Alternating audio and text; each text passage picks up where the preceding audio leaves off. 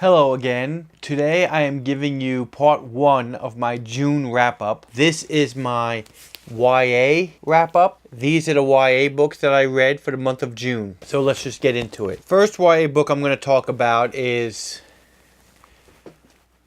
I Know What You Did Last Summer. What I didn't know about this book was that this was written in 1973, and I actually really enjoyed it.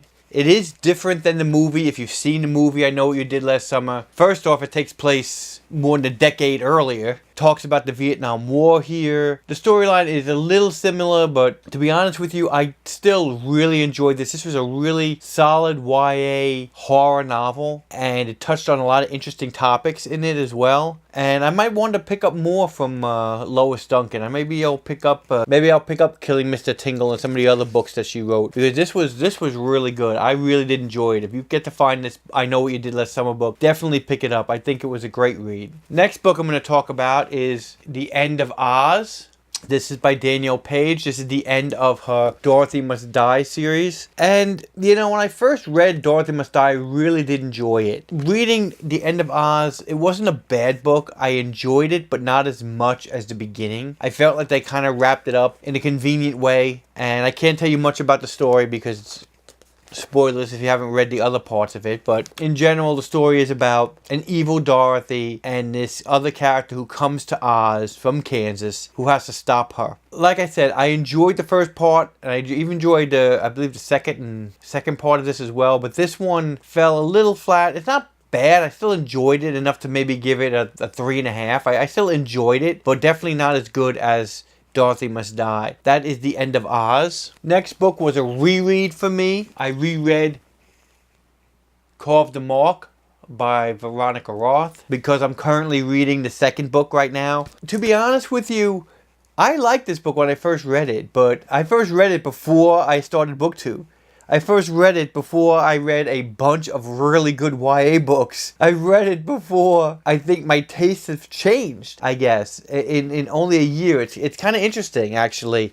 This is an interesting turn of events for me, rereading this book, because I didn't find it nearly as enjoyable as the first time I read it. I'll tell you the story here. Let's see. Sierra is the sister of the brutal tyrant who runs the Shotet people. Sierra's current gifts gives her pain and power, something her brother exploits, using her to torture her enemies. But Sierra is much more than just a blade in her brother's hands. She is resilient, quick on her feet, and smarter than he knows. Akos is the son of a farmer and an oracle from the frozen nation planet of Thuve. Protected by his unusual current gifts, Akos is generous in spirit, with his loyalty to his family is limitless. Once Akos and his brother are captured by enemy Shotet soldiers, Akos is desperate to get his brother out alive, no matter what the cost. Then Akos is thrust into Sierra's world, and the enmity between their countries and families seems insurmountable. Will they help each other survive, or will they destroy one another? Like I said, I didn't like it as much on the second read through. Maybe I saw more of the errors as far as like just kind of, not plot holes, but just kind of dull periods in the book that I didn't notice the first read through. And again, not a bad book. I enjoyed it, but definitely not as much as the first time I read it. So I'm going to be giving this a 3.5. So that is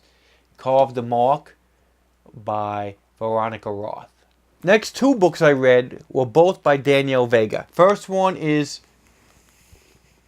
Survive the Night, which is basically a slasher story about these characters who go to this rave and then kind of get trapped underground and are stalked, basically. It's a really good story. I did enjoy it. I didn't enjoy it as much as Merciless. I did enjoy Merciless more than this, but I still really did enjoy this story, and I'm going to give it another 4 stars. I have enjoyed Danielle Vega's writing. It is a little graphic for YA, I guess, but then again, it is about teenagers, and it is a good horror stuff, and I feel like Danielle Vega is probably the new person who is the new Lois Duncan in a way. She's the one who will write YA horror and do it really well. Survive the Night, definitely a 4-star book. Not a perfect book, but a really enjoyable book, and I highly recommend it. Next Danielle Vega book I read was Merciless 2.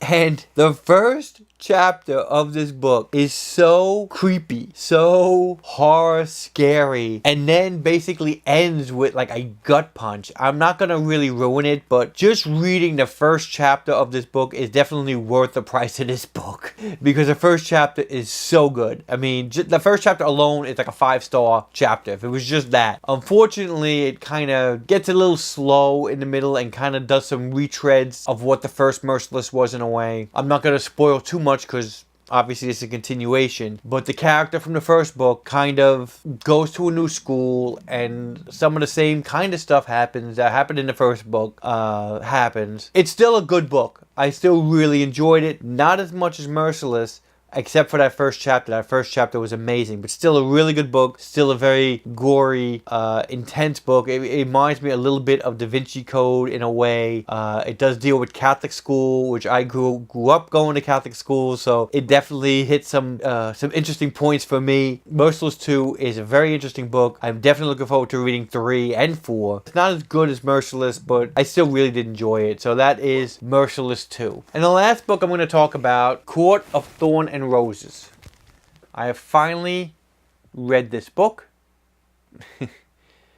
to get on the Sarah J. Maas hype train. I wouldn't consider this YA, especially after reading the second book. This is definitely not a YA series. It is definitely more of a new adult series, even though a lot of people classify it as YA because there is some sexy time. Little sexy time in this book. In the second book, I've just finished the second book and I'll wait for my next wrap up to talk about that one. But this book, I had a weird relationship with it because when I first started reading it, I really did enjoy the whole Beauty and the Beast vibe. There was a huge Beauty and the Beast vibe. The story is about Freya who hunts and kills a fae by accident, and this fae comes over and basically takes her as punishment for killing this fae and brings her to his castle as his guest. A lot of stuff happens after that. I'm not going to go into it too much, but definitely the Beauty and the Beast vibe from this fae who grabs Freya is strong and prevalent. I really loved it in the beginning. Then in the middle, the book started kind of getting dull. It's funny because I really liked the book. I really loved the beginning. And then when the middle came out, I thought, ooh, maybe I could see why people don't like this book. But then it switched up again and I got to near the end of the book, I guess, when the trials came. If you know what this book is about, you know what I'm talking about. As soon as the trials came, I really started getting interested in the book again. In fact, when we got to the last trial, oh my God, was that brutal. Oh my God, that was so intense and it was a cool payoff, and I really did enjoy the end of this book. So in the end, I'm going to give this 4 stars because I really did enjoy it. Sadly, I'm reviewing this book after I've read the second book. Taints my opinion of this series a little bit more, but this first book I totally enjoyed. A Court of Thorn and Roses, definitely interesting read. I really enjoy it, and I am probably going to continue the series and finish it up and see where it goes. This was a great start to the series, and those are all the YA books that I read this month. Thanks again for watching, and I hope to see you soon. Bye.